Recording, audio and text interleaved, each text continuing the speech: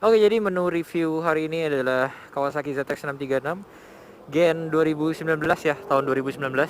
Overall bentuknya berbeda jelas karena emang ada facelift di bagian body dan beberapa fitur-fitur ya.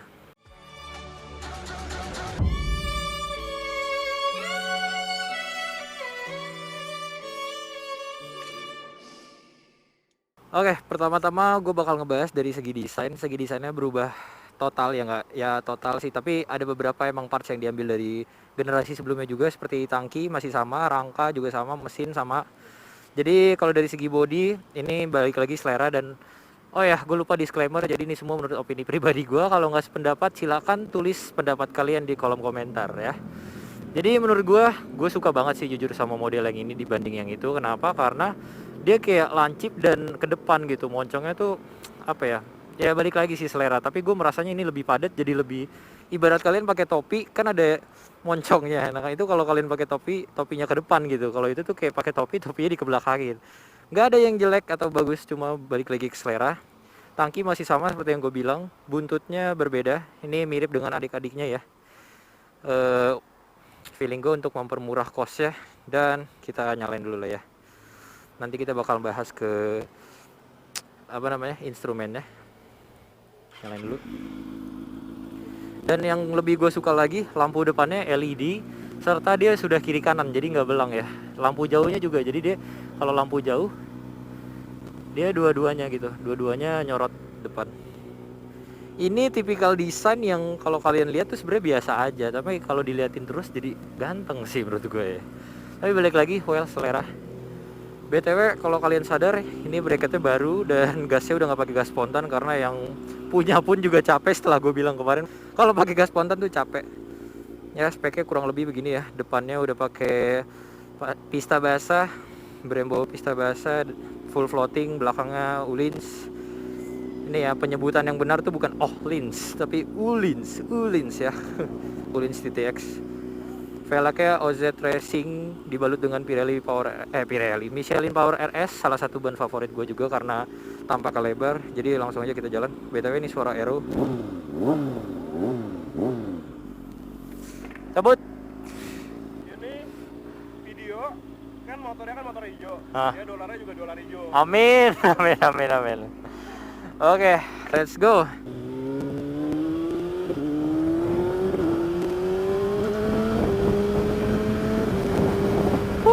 Oke, fitur-fitur yang terbaru dari motor ini ya, yaitu quick shifter, jelas seperti yang kalian lihat di video first impression gue. Bagi yang belum nonton video first impression gue, silahkan nonton di pojok kanan atas. Quick shifternya seperti yang gue jelasin di first impression sangat-sangat halus ya. Dari settingannya tuh sangat-sangat halus. Saking halusnya kalian tuh berasanya nggak pindahin gigi gitu.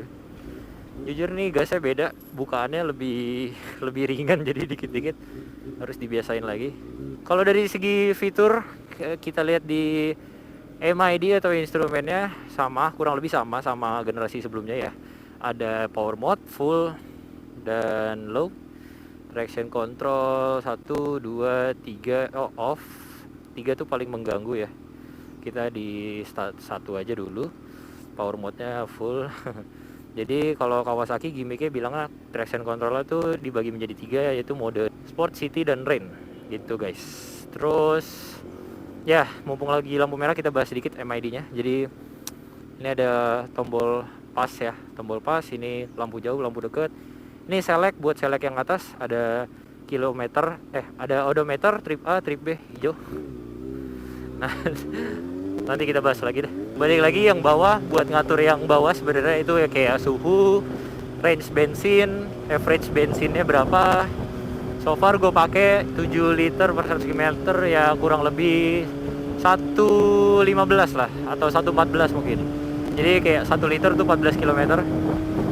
Ya dibilang boros enggak, dibilang irit juga enggak. Ada range juga kalau misalkan mau ngelihat bensinnya sisa berapa jaraknya.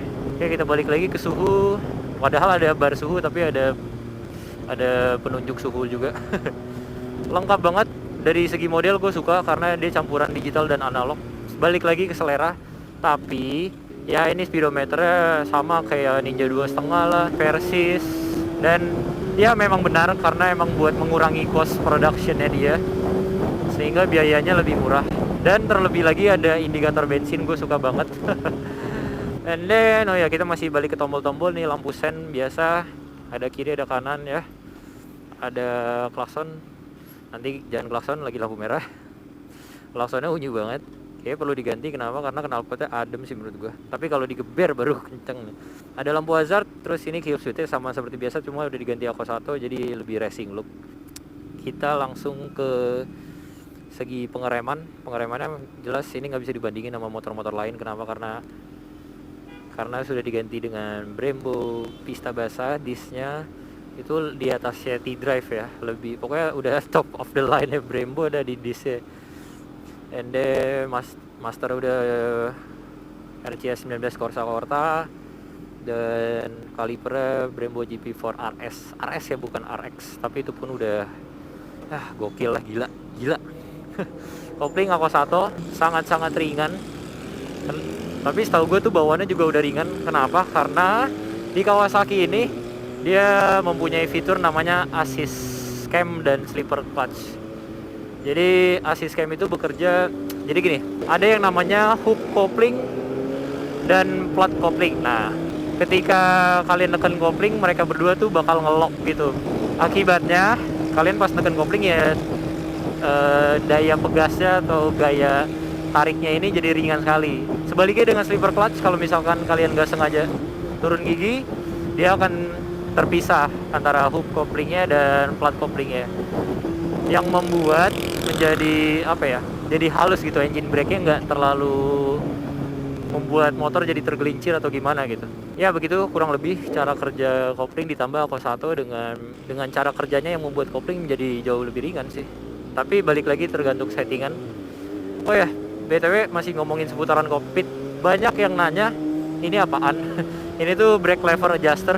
Jadi buat ngatur jauh dekatnya lever brake-nya. Karena kan kalau lagi balap nggak mungkin dia ngaturnya di sebelah sini karena susah. Jadi pas lagi ngebut mungkin ya ini fitur racing aja sih. Tapi sangat berguna juga karena mempermudah ya.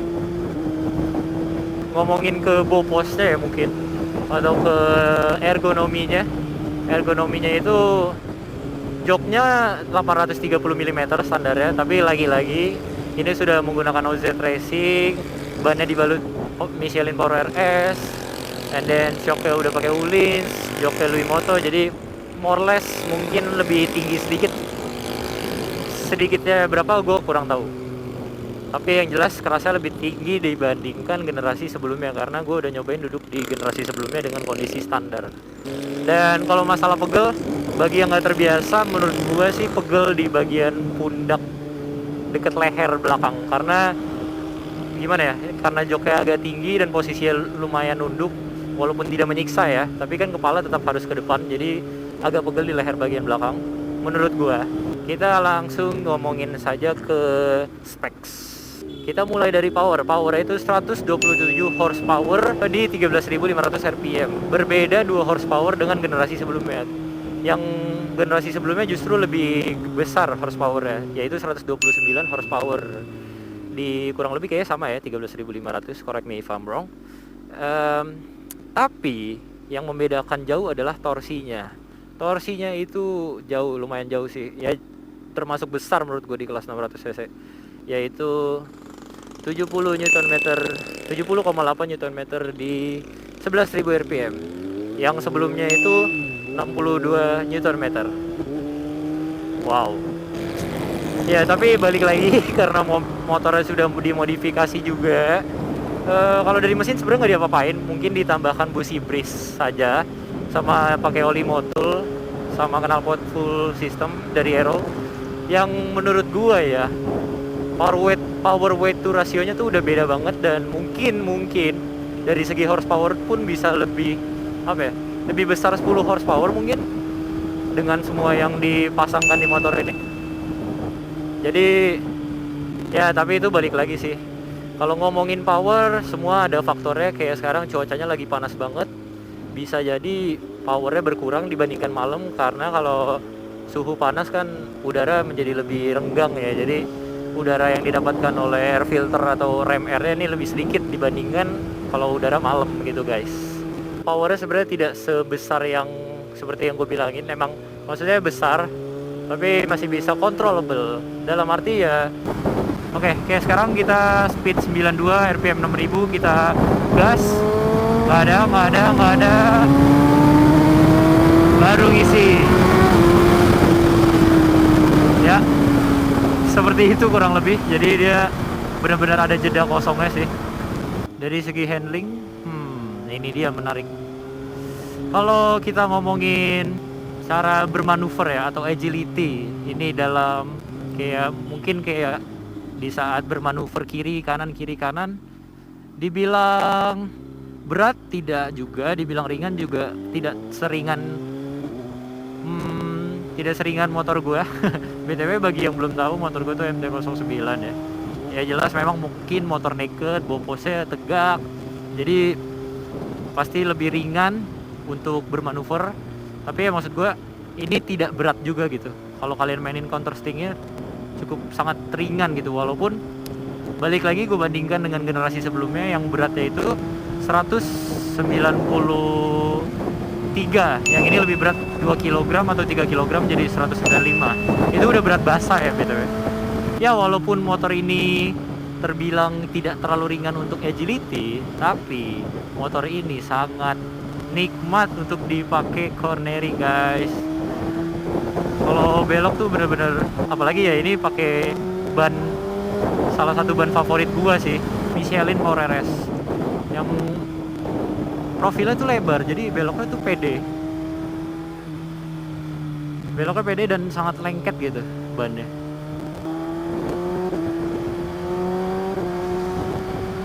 Tapi jujur emang nggak bisa bohong, quick shifternya tuh sangat-sangat halus guys, gila halus banget.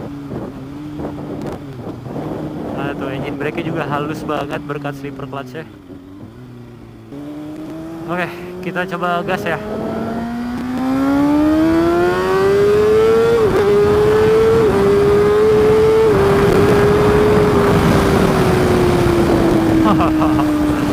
Si powernya ngisinya sangat di atas. BTW udah include shift light, tapi gua nggak tahu sih cara nyetingnya. Kalau di ZX yang sebelumnya itu tinggal pencet 2 tombolnya bersamaan, habis itu dia udah ngatur shift light ya. Tapi di sini ya tidak bisa diatur. Oke, kita coba nikung sedikit di sini.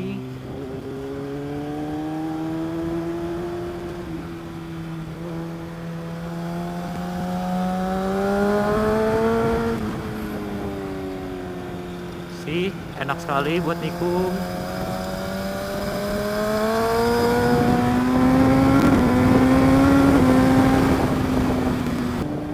Ya, motor ini sangat-sangat sangat mudah diajak beradaptasi gitu menurut gue. Kali ini kita akan masuk ke opini pribadi gue ya. Kawasaki memfokuskan di series 600cc nya ini udah menjadi kayak untuk mass production kota mungkin ya. Karena ya asumsi gue emang lagi karena motor dari segi super sportnya mereka juga lagi juara-juara terus BTW, jadi kayak ya udah kita mungkin fokus ke mass productionnya, karena ya begitulah namanya Kawasaki, lead not follow. Motor ini katanya bakal keluar yang apa ya, dibilang facelift enggak, cuma kayak ya ada perubahan dikit lah di tahun 2020 yang mungkin modenya itu bertambah kayak mode auto blipper, kita nggak tahu, lihat saja nanti. Oke, kita coba powernya gigi 1 kosong.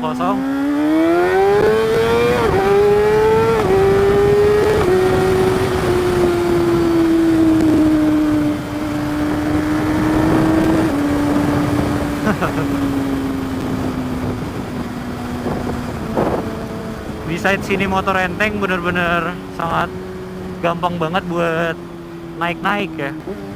Halus sekali, dari segi suara juga aero sangat mengagumkan menurut gue.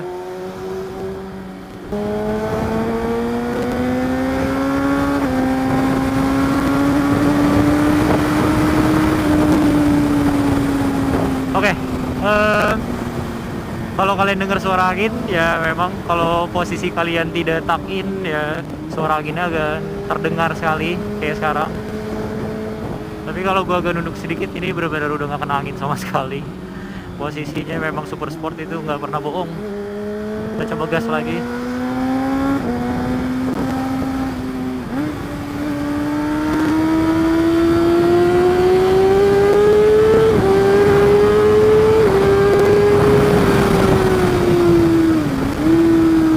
Ya, memang posisinya kalau kalian bawa motor sport nggak akan terasa kenceng sih dibandingkan bawa naked, jelas, karena terpaan anginnya tidak berasa kalau di motor sport ya.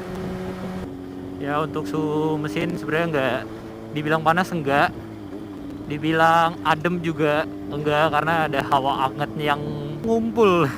Ketika misalkan kalian di lampu merah itu bakal mengumpul di atas tangki ya, menurut gua hawa panas ya.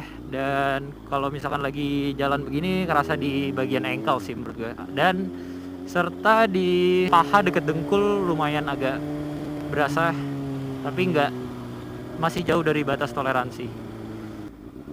Oke, sekarang kita coba bentuk wheelie dulu sedikit.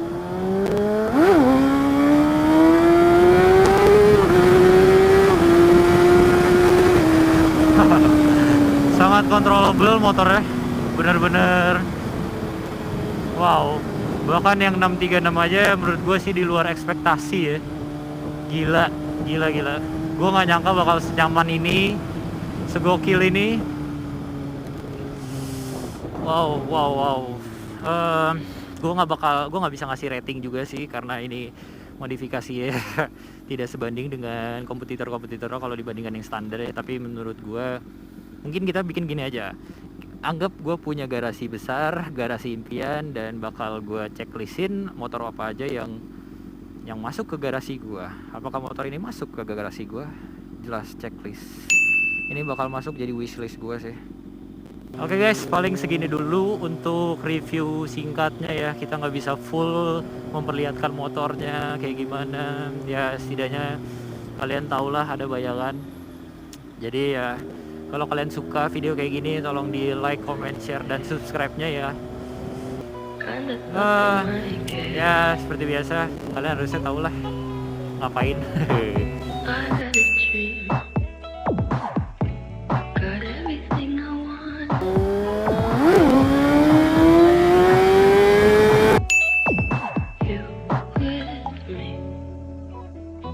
Say